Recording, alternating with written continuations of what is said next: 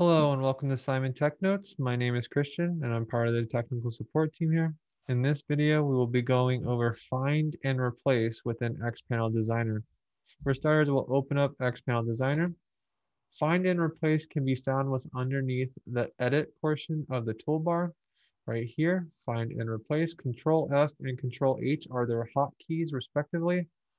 Find is a great tool for troubleshooting so you can find out where something's being used within a project. If you click on that, you'll get a little box like this to show up. You can look throughout an active page, a selected object, or all project pages together. And for replace, you can change something that needs to be done or that there was an error in the previous setup. So you would just locate that string, replace it with a string, and you can look at the page itself, all the project, or an object. A really good feature about replace also is if you make clone pages, you can just change the front part of the tag, so the group part of the tag, and replace it with a new group. So there's no need to do all of this clicking to change the object's tag addresses. Thank you for watching.